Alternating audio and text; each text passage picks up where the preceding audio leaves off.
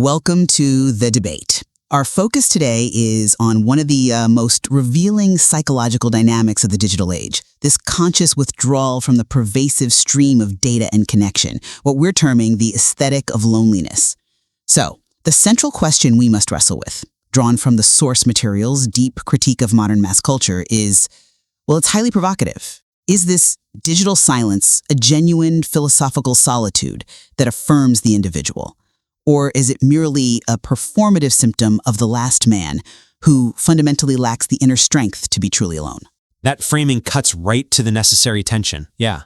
And I agree the stakes couldn't be higher.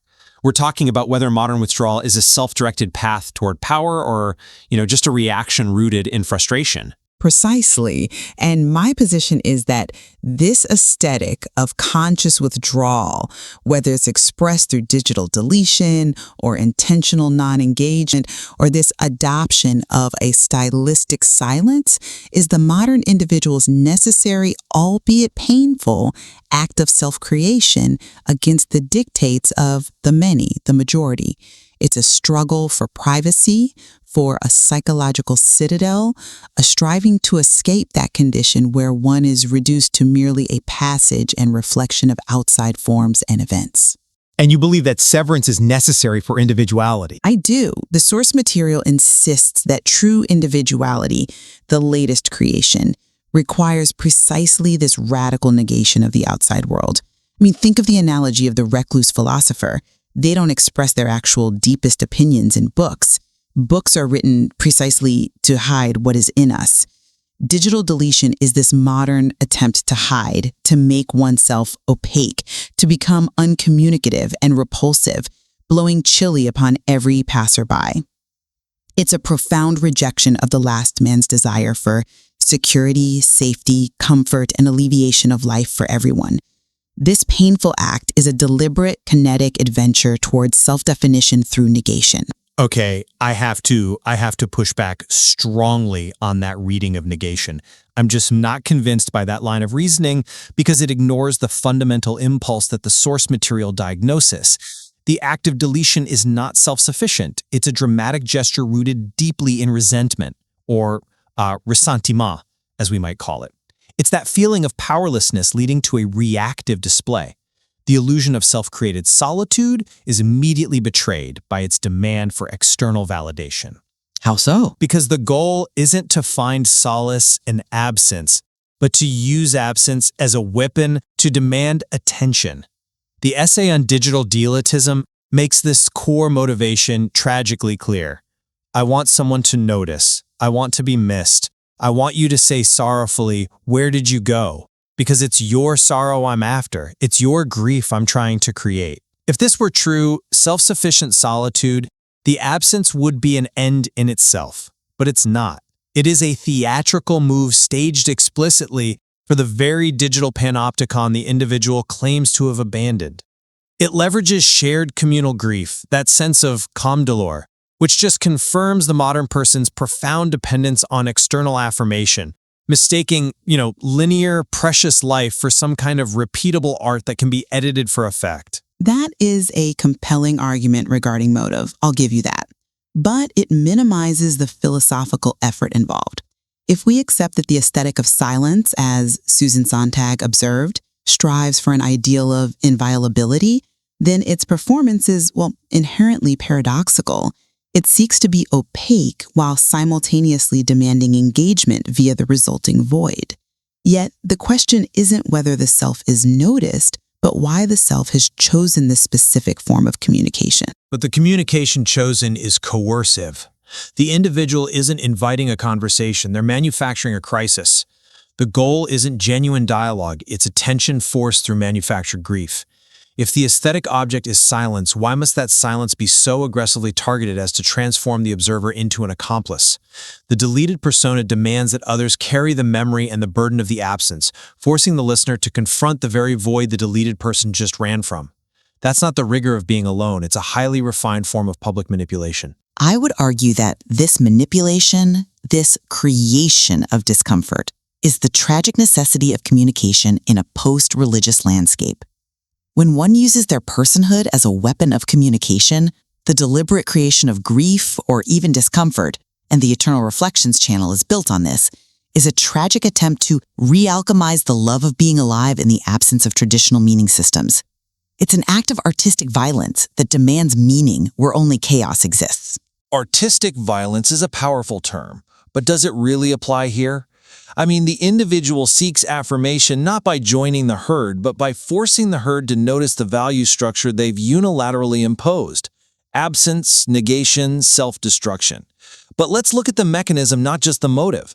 If this action were truly about authentic self-creation, why would it use media strategies like the slow push-in, the low-frequency drone, the psychological strike moment designed to stop the scrolling brain, which are explicitly engineered by the digital system? What specifically are you referring to? I'm talking about the high-contrast void aesthetic used in certain deletion videos. It is designed to stand out and freeze the audience. It's algorithmic bait. This aesthetic confirms that the supposedly self-affirming withdrawal remains fundamentally tethered to the metrics of the Panopticon. The individual is constantly monitoring whether their absence is conspicuous enough, whether their silence is loud enough to be noticed. They're trapped in the very system they claim to transcend, relying on its rules of engagement, however inverted. I understand the critique that the medium taints the message, but let's shift the frame entirely from metrics to motive, specifically through the lens of fate. True Amor Fati, the love of one's fate, demands accepting the inescapable. The conscious choice to embrace the aesthetic of loneliness, to actively delete one's history, one's curio of personas, is an active affirmation of memento mori. It's recognizing that time is short and everything is being done to make you forget this. But how does deletion equate to acceptance? It seems much more like editing. Well, it's an attempt to strip away the curio of personas that distract from the core reality of mortality. The individual says, I am here because I have nowhere else to go. To willingly impose this nothingness, this erasure of the digital self, is a heroic attempt to fully embrace one's fate, even if that fate means profound discomfort and public absence. It's an act of conscious self-destruction designed to affirm existence. See, I strongly disagree that this aligns with the philosophical core of Amor Fati. The concept defines affirmation as accepting the unavoidable, not because you should love it, but because you cannot escape it. It's the non-negotiable acceptance of life in all its particulars.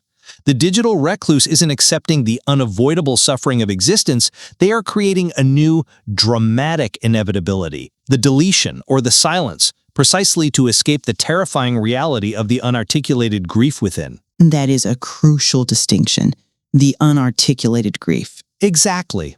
The deletion is the desperate act of a weaker, more delicate, more vulnerable constitution seeking to solve the riddle of temporality by editing the past rather than willing its eternal repetition.